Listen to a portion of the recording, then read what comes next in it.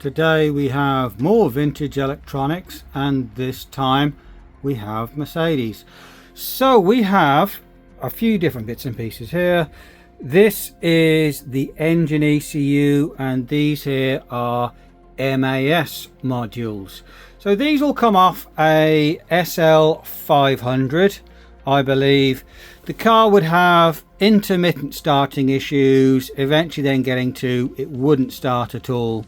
And I believe most of this has been tracked down to this MAS module, which is one of these things. So that is out of this case. So there is our case opened up.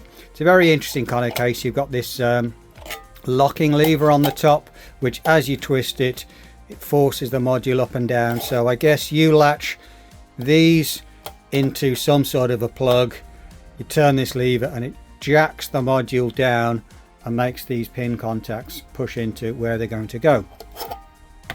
Also added along with that, we do have a spare one. This one is from an M104. So M119 is a V8 engine. M104 I think might have been a straight 6 or a V6, but obviously it looks kind of similar, but the part numbers are different. So I think we're going to see some differences. They would not write the name of the engine on the front if that wasn't something specific. We're going to have a look at both bits, but the main one we're starting off with is this MAS module, and this does control stuff like the fuel pump. So I do see two big relays inside of here. I believe that one might be the fuel pump, and I was told that the car wouldn't start, but with this plugged in outside of the case and that pinched, it would then run the fuel pump and the car would start, but there would be other features not working. So apparently secondary air pump and air con are also controlled off this as well. So it's expected that something has gone wrong with this one. We're going to have a look at the soldering. And also I was told there was a bit of damage on the corner. And I looked then at this corner and this corner and that corner, and I didn't see anything wrong. And then I realized what it was. It is this section here broken off of this here. So this is what they call this as a hybrid module. I always known them as hybrid modules. Certainly it's got Hybe 1 written on him, and I think it says Hybe 2 somewhere just underneath there. The hybrid module, it's kind of like a another little mini circuit board that does something, all sort of printed away on ceramics. So pretty fragile, and it has shattered, but we'll have a go at repairing that. But one of the things I want to have a look at is in our other module, the M104, do we have the same board in that? And can we just take that little module out of this other one and swap him into there? And at least that way then we're not worried about trying to get all the repairs done. I'm pretty sure we can do it. It's I'll have to have a closer look under the microscope, but I'm fairly confident we'll be able to figure out a way of fixing that all up. From what I gather, this had issues before it was cracked. So I think it was cracked taking it out of the case or handling. So it's not just a case of repair that module and say that's it, job done. We still need to have a look around this and see if we can spot anything wrong.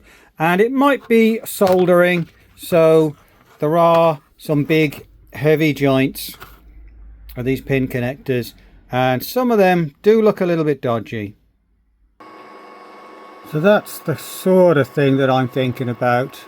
If I can reach in, there's kind of like a breaking slope in the solder there, and almost like a tide line that runs around the outside, and a few others are kind of fairly similar. That one there shows the worst, but I'm going to heat up and remelt all of those, and we'll also have another finer look all over that board.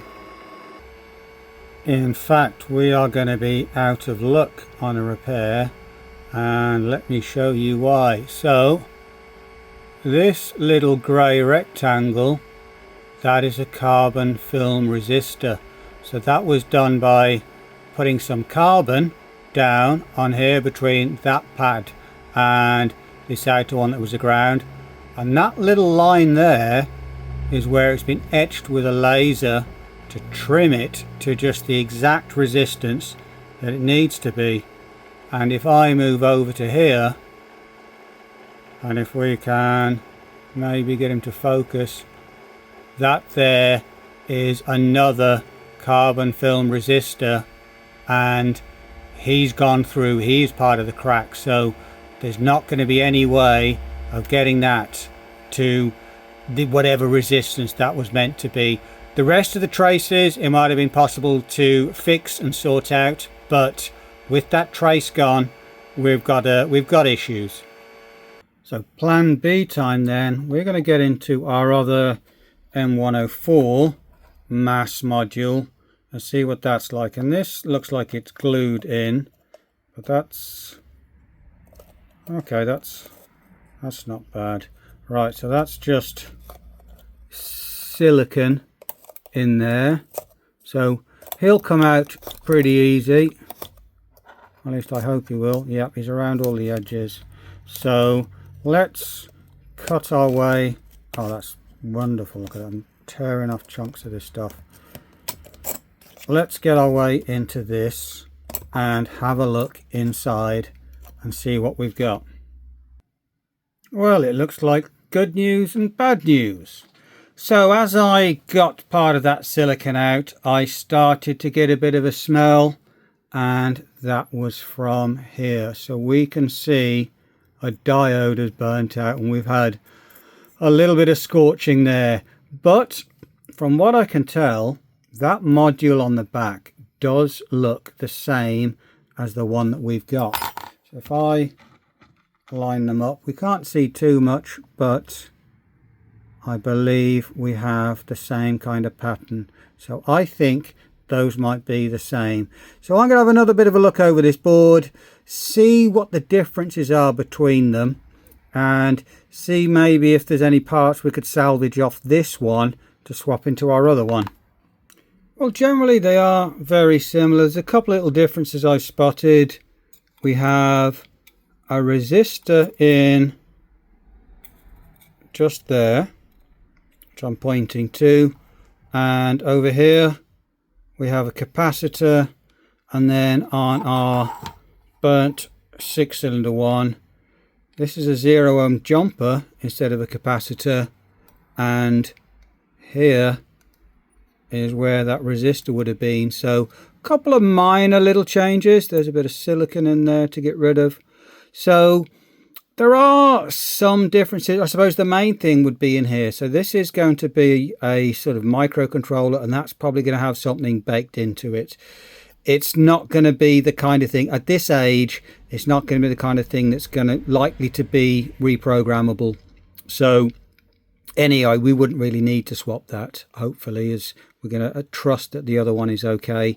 So I'm going to get off this hybrid module now, make sure I don't damage this one, it's the only one we've got, and see then once they're off I'll get a closer view of each of them and make sure they're the same. This is getting pretty tricky as they aren't just legs, they are folded friction fit pins, and they're forcing themselves out, holding themselves into the side. To try and get the solder out is pretty awkward. So what I'm going to try now is this hotbar method, where you have a copper wire or a bit of just a copper strip, something like this. This is a bit of solid coarse copper wire, and that is going to be used as kind of like a heat sink to try and warm up everything at the same time, and then I'll see if I can wiggle this fella out. Well, there's our two hybrid modules, and I eventually got it out. So looks like the easiest way to do that on this one, you can see, is you just heat up the tabs and you slowly and very gently lever the ceramic out, as those pins are in pretty tight. But at least now I'll be able to pull out the pins on our original board, and there's our original one with our crack, so there. But the layout is the same, and there's a slight few changes in some of the components. LM2903. I think that's going to be a 3-volt voltage regulator, and you can see a slightly different brand down the bottom. But overall, these boards are identical. So what I'll do is I'll swap one into the other. So there is our hybrid module ready to go in. Transferred over the legs, and there's a trace repair in there as well, as one of the wires came out. So that will be put in afterwards. I'm going to get this soldered in first, and then also we'll get the solder on the leg. And then once that's in, I'll get that soldered to the chip leg and get that trace sorted out. I don't want to go too much more on the cleaning of this. With those carbon film resistors that have been laser trimmed, I don't want to get any flux or anything else sort of on top of them, any other chemicals or rub into them or anything like that, because that is essentially just printed carbon that's laser cut. That's going to be very fragile, so I'm avoiding even getting fingerprints on that kind of stuff. But I will get this now ready for soldering, and we'll solder it in. And that's about it then for these little modules. So our hybrid module is in. I've had to go through and just poke my way inside and solder all those contacts on the front as well. There is contacts front and rear, but the rear ones, they're majority just for holding things on.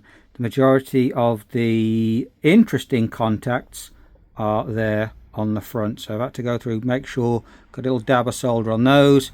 Our little jumper wire is in there. I've tested him, making sure he's okay, not short to anything else. I've gone through all of the other bits and pieces on these. There's a good few diodes and things like that, and I haven't come across any issues, so everything is kind of testing okay. So that's about as much as I can do. I've checked the coil on the relay, that is still intact. The contacts obviously work, because when the guy pinches this, his fuel pump activates and his car will run. So we know the contacts are clean, and that is doing what it should.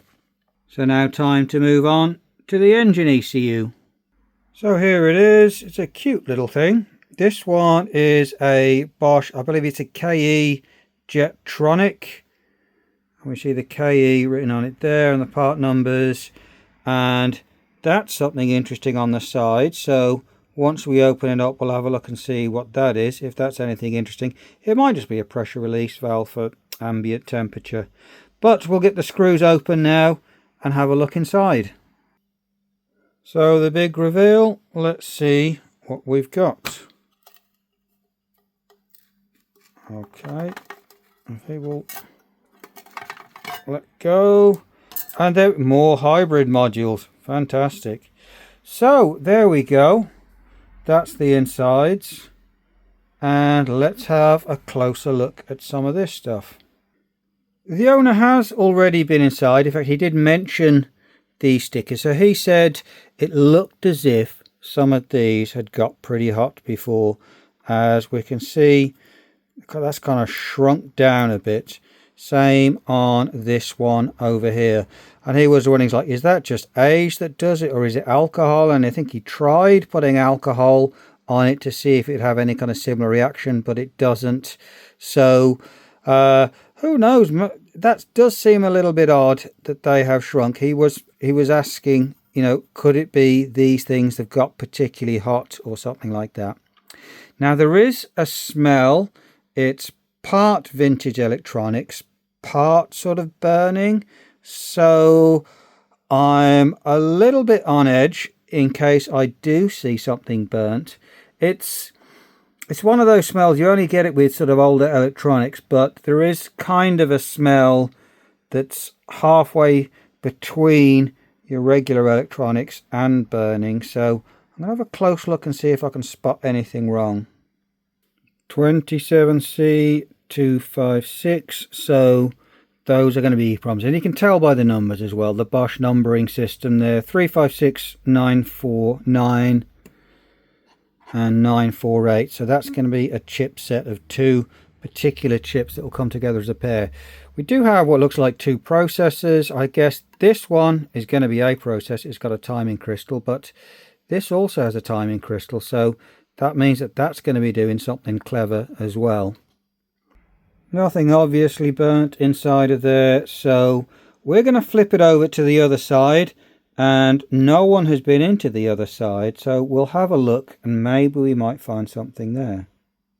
So big reveal part 2. Let's see now if we can get him. Yes, we're getting him out and flip him over. Okay, yeah, oh, there is a fair bit more extra stuff there. So I don't see any burns on that plastic. That would be a bit of a giveaway if something had gone wrong. But let me have a close look now over this and see if anything stands out. So there's nothing wrong I can see with this at all. I've gone through it, checked diodes and bits and pieces, looked at all the solder joints.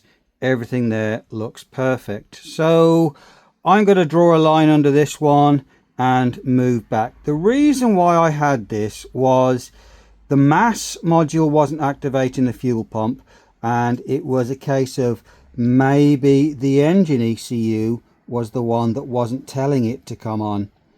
So I'm going to have a look back at the MAS module.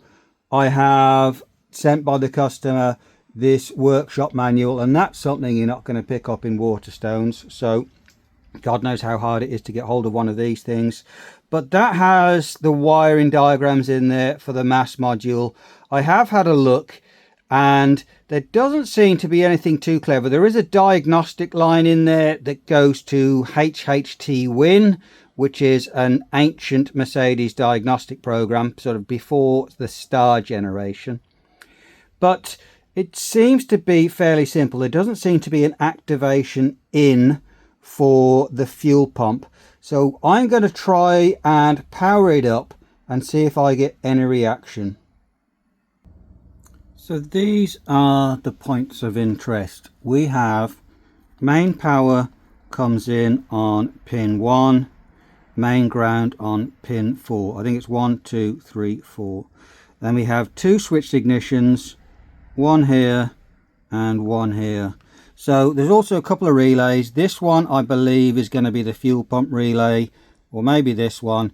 This does aircon, lambda sensor heaters. I think there's a starter lockout in there as well.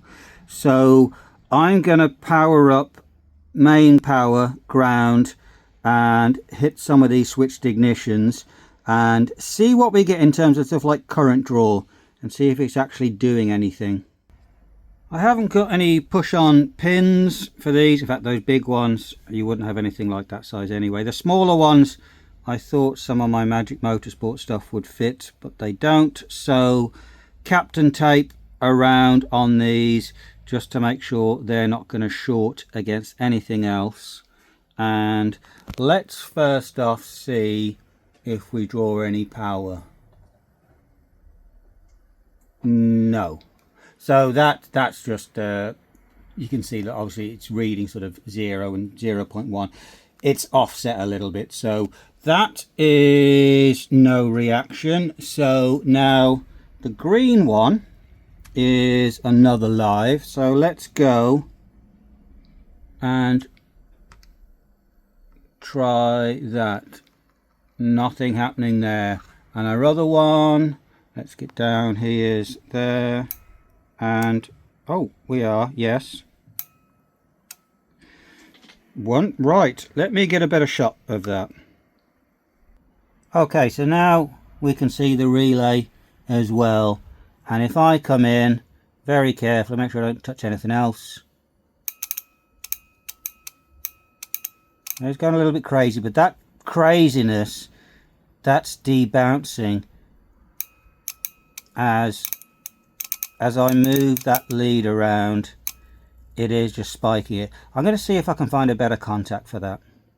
So I'm going to do it a different way. I've got a better connection by permanently connecting that switched ignition on there, and then I'm going to do my switching on and off by plugging in the ground into the power supply. So let's hit that now. Oh, missed the hole. Perfect. So that, and yes, in fact there's something else in there. That's going to be the fuel pump relay, and it's doing the prime. And there's also something very else interesting. which is, let's go again, off, on. Looking a bit of debouncing on that, but let's see if I can just go there. So what you see is this isn't just going to be power into the coil on that relay, it's power into some brains, because that activates, waits about a second and then deactivates, and that is the prime sequence before the engine starts. So let's just do that again. Unplug, and then we go in, and there it is. So it will prime, open, off, and then we go again. Let me hold this in shot. Prime, open. So he is under control, and yeah, his brains are working. So that, I believe, would have been the main issue, as the guy was saying he could only get it to run by holding that relay, and the thing wasn't priming and it wasn't activating the fuel pump. So that looks like we've got a fix. The final thing I want to check now, I'm going to go and grab a test lead, a test light rather, and I want to check the current output from that relay. Make sure it actually has decent amps coming out of it, and the test light should be able to show me that if it lights the bulb properly. Test light hooked up now. That is going to ground and from the output of the fuel pump relay. So let's power it up. Perfect. So nice and bright on that bulb, so we have the kind of power we want. Let's go again. Wonderful. So I think we've got a fix then. So I'm going to have to send this off to the customer. They'll try it out and see what happens. So we're getting our fuel pump to activate now, how it should. I did go through and solder all the pin connections. They go down into the board. Maybe some of those traces there that looked like they were cracked, that could have been the problem. There is our dead module. So that's the one with a burn, which is a bit unfortunate, but at least it acted like an organ donor and got our original one working. So we'll just have to try this out now and see what happens. There is the possibility of some kind of secondary issue. Maybe it's able to prime, but it's not able to sense the engine working after that and reactivate the fuel pump.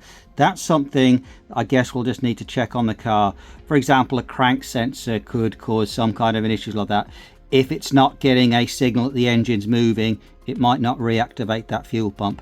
But at least we've got some reaction out of it now. It's doing what it should do as far as I can tell. So we'll get that boxed up and sent off. Thanks for watching. I'll see you on the next one.